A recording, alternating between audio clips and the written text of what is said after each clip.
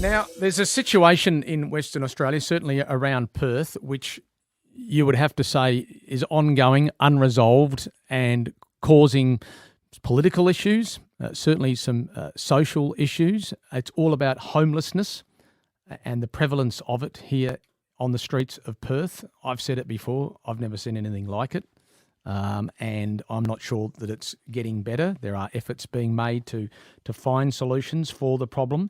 I'm in the studio right now with a gentleman who, and I'm going to find out how it sort of came about, but he certainly has a way of approaching homelessness in Perth and West Australia in terms of what the people who you see before you may need to motivate themselves. His name is Keegan Craig, and he joins me in the studio. G'day, mate.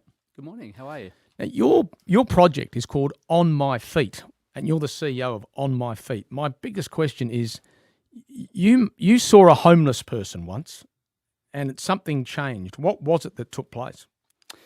It would have been about 7 years ago now. I was training for an ultramarathon, and I was running through the streets of Fremantle, wondering to myself, if I can feel this good when I run, why can't they? And the simple answer was they could.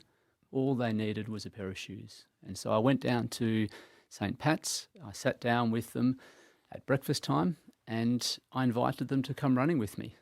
I said to them, it won't cost you anything because I'll give you the shoes, I'll give you the socks, I'll give you the shirt and shorts. And if you commit yourself over an extended period of time, I will help you find a job. Running is pure, it's simple, it's brutally honest, because just like life, you get out of it what you put in.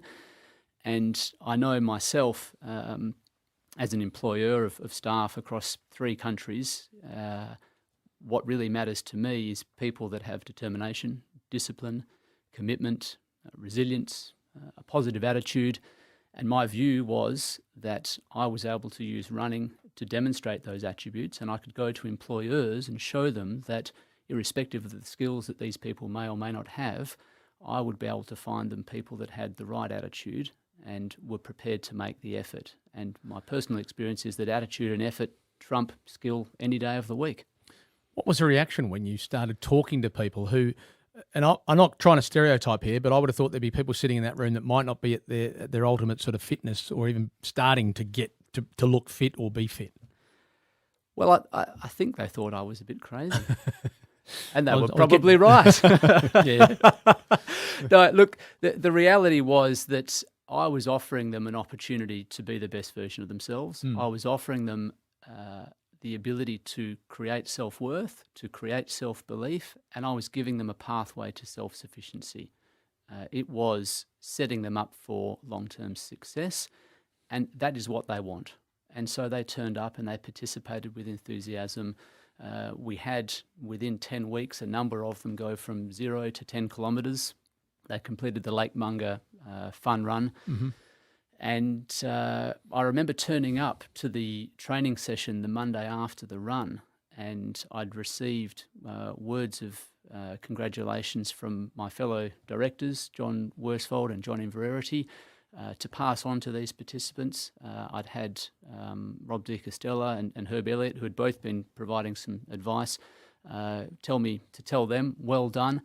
And when I passed on those words of encouragement and support, the look on the faces of these individuals who hadn't been told well done or congratulations for a long time, perhaps if ever, was really quite remarkable. But what then also happened was that I'd received a phone call from a business owner in Fremantle who'd been following the story on social media. And he said to me, Keegan, I'd like to offer this particular individual a job in my restaurant, in the back of the restaurant. So I explained to everybody there that as of next week, Ian, who was just about to turn 50 and had been living on the street in Freo, would be gainfully employed. And Ian started crying. He didn't know where to look. And I think it then dawned on everybody there that On My Feet had the capacity to change lives. Is that because you're basically picking someone that might not have a CV, that may not be able to show an employer that they've been in work for the last 5 years or whatever the case may be, but if you can show them with your help that they're motivated enough, that's the bottom line? Spot on. because the CV is a bit of paper, but someone that's actually prepared to go running with you is prepared to be motivated to a point where people may not expect it because they'd say, oh, no, they're a bum, they're on the street, they've got no interest in anything like that. You're saying this is the mindset that you can change. It is the mindset you can change. And typically what happens is employers will get a stack of CVs. They'll filter those CVs based on skills and experience. Yep. And so the individuals that we work with automatically get eliminated from the process and they don't get an opportunity. And so I look to create that opportunity. Now, the organisation over the last 7 years has evolved from being just about running to having a unique combination of exercise and education and volunteer work experience that leads to employment. And so what we try and do, in addition to setting goals and giving them a structure and a routine around the exercise that not only improves physical and mental well-being, is that we provide them with education around things like cooking classes for healthy eating, sleep patterns so that they understand what good sleep hygiene is, communication skills, how to prepare a CV, how to dress for an interview. We give them financial education, so we teach them about saving and budgeting, and I appreciate they don't have work, and so there's not a lot of money there to deal with, but they have debts that they need to, or fines that they need to address, and they need support with that. And when they do get employment, then they need to have the skills to be able to put a bit away if they can, or to spend it in a way that ensures that they can meet their costs. Out of interest, have you been able to get into the Perth CBD, where I, as I highlighted at the beginning of this, there's a lot of controversy around what to do. Yep. Yeah, I've spent a lot of time in and around the CBD, walking around, speaking to homeless people. And what sort of reaction do you get when you say, do you want to come for a run, for example, or do you want me to give you a system where you can get yourself out of this? Generally well received.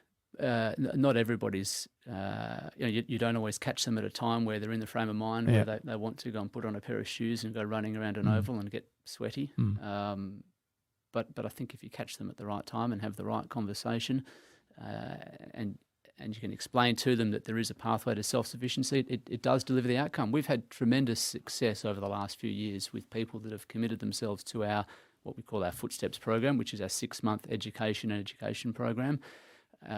Every single one who has participated in the program is now self-sufficient. How can the public, anyone listening to this who may want to get involved, can they help?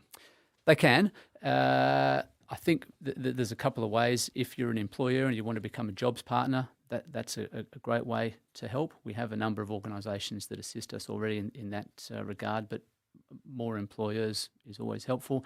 I think probably the other way that the public can help is that they can go to our website and buy socks. And what we would do with that money is work with the City of Perth and create a traineeship program. My proposal would be, and obviously it would need to go through the right channels. And have you met Basil yet? I have. In fact, I spoke to Basil. I speak to Basil regularly. I spoke to him as recently as this morning. He has enthusiasm for this particular idea, but of course, as I said, it does need to go through the right channels. He's not the sole decision maker there, but the suggestion would be that we would look to create a pilot program for 20 individuals, a traineeship where we would employ them for 6 months. They would exercise with us, be educated by us, and they would work for the City of Perth doing work such as cleaning, janitorial work, car parking attendance, gardening around the City of Perth. And at the end of the 6 months, I would then look to speak to other local governments to take the step forward and provide permanent employment to that 20 so that we could then get the next group of 20 to come through and even scale that up. Right, Keegan. Now, the benefit of buying the socks is that we're then funded to be able to deliver that outcome. All right. Well, obviously, we're just running out of time now, but I mean, all I'm going to say is that it's the fundamental principle here is if you teach someone that they've got some value and some worth, then you can turn their life around. And I think that's what you're doing with this project. If they want to buy socks, where do they go? Website or? Website, onmyfeet.org.au. onmyfeet.org.au. Great idea.